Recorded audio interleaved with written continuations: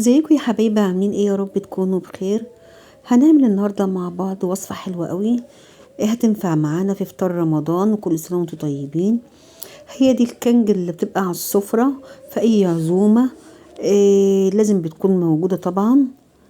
هنعمل مع بعض المكرونه بالبشاميل. احنا هنعملها اقتصاديه جدا.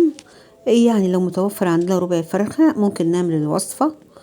لو متوفر عندنا برضو سجق، يعني كمية بسيطة هنقدر نعمل الوصفة برضو، او لحمة مفرومة. المهم ان هي اي حشوة ممكن نعملها وهتطلع معانا بالجمال والحلاوة دي. تعالوا نسمي الله ونصلي على الرسول عليه افضل الصلاة والسلام، ونبدأ مع بعض وصفتنا ونشوف هنعملها ازاي، وازاي هتطلع معانا جوسي وطرية وحلوة كده. هتقدميها في العزومات وهتشرفك قدام ضيوفك. حاجة كده حلوة قوي. هنشوف بقى احنا عملناها ازاي وازاي طلعت معانا بالحلاوة والجمال ده. هنبدأ الأول بالبشاميل. أنا معايا 4 معالق كبار هرميين من الدقيق، هحطهم في الخلاط. احنا هنعمل البشاميل بتاعنا خفيف خالص، عشان يبقى خفيف كده، ما تبقاش صينية البشاميل تقيلة. ومعايا لتر لبن، حوالي 4 كوبايات لبن انا غليتهم ويا دوبك بس بردوا شوية، وهضيفهم على الدقيق وفي الخلاط على طول، وهنضربهم ضربة مبرحة كده. وفي الوقت ده انا هكون حاطة، انا مش هحط ال4 معالق اللي بعدد الدقيق سمنة، لا انا هحط معلقتين بس. انا عايزة المكرونة بتاعتي تكون خفيفة مش تقيلة. هحط معلقتين سمنة، وممكن تحطي سمنة على زيت.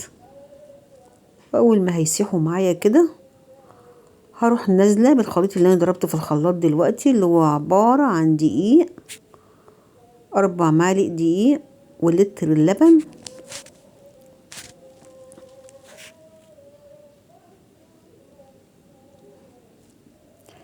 هاخده بس كده ايه، يعني اول ما يبقبق معايا كده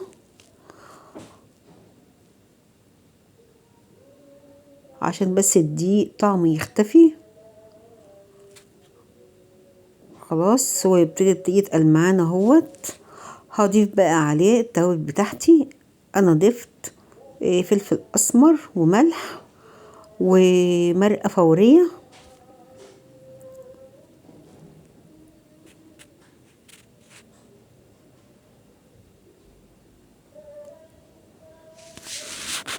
هو التقل بتاعه ده مناسب جدا، حلو قوي كده. هطفي عليه بقى خلاص.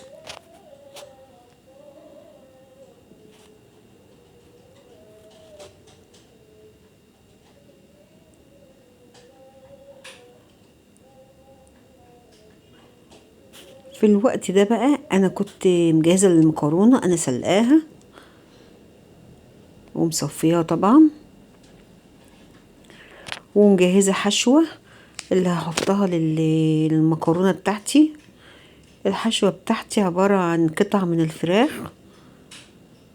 معصجاها ببصله، وحط عليها فلفل حار.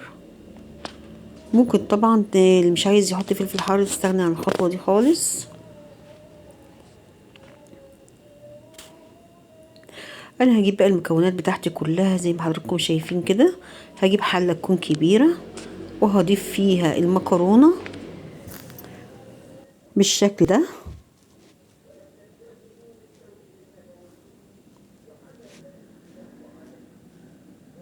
وهضيف بقى عليهم اللحمه او الفراخ او السجق. انا عملت فراخ قطع صغيره حوالي ربع صدر، وعصقته كويس ببصله، وضفت عليه فلفل حامي، وحطيت عليه توابل فلفل اسمر وتوابل فراخ وملح.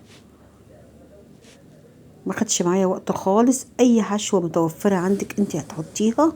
هضيف بقى نص البشاميل اللي عندي اللي انا عملته، وهخلط بقى كله على بعضه بالشكل ده. انا شغلت الفرن بقى عشان هدخل الصينيه فيه على طول.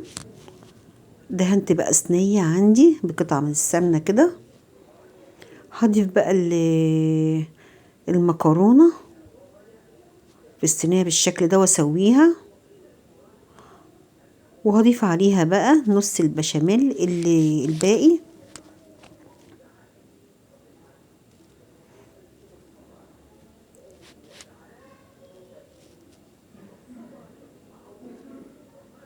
زي ما حضراتكم شايفين كده، بجد طريقة سهلة جدا وبسيطة، وممكن اي بنوتة لسه بتخش المطبخ ممكن تعملها، مش هتبقى صعبة عليها، ولا بشاميل هيكلكع بقى ولا الكلام ده كله. احنا ضربناه في الخلاط كله مع بعضه وطعمه جميل جدا. همسح بقى الصينية كده من اي حاجة عليها من جناب كده، وهدخلها الفرن. ودي شكلها بقى بعد ما استوت وشها احمر بعد 40 دقيقة بالظبط. كانت خلصت معايا وخرجتها. انا مش هسيبها تهدى بقى، انا بصراحة قطعتها على طول. انتوا طبعا لو عايزينها تطلع خرط متماسكة هتستنوا عليها لما تبرد وتقطعوها. ريحتها حلوة قوي. هنقدمها بقى بألف هنا وشفا لكل حبايبنا. طالعة معايا زي ما حضراتكم شايفينها كده جميلة قوي وطعمها حلو قوي. جربوها بالطريقة دي وان شاء الله تعجبكم. وكده الفيديو بتاعنا خلص.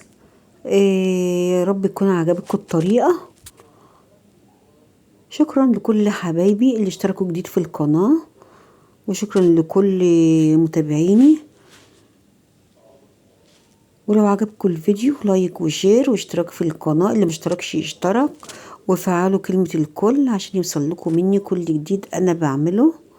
والى اللقاء في فيديو جديد ووصفة جديدة. بحبكم في الله.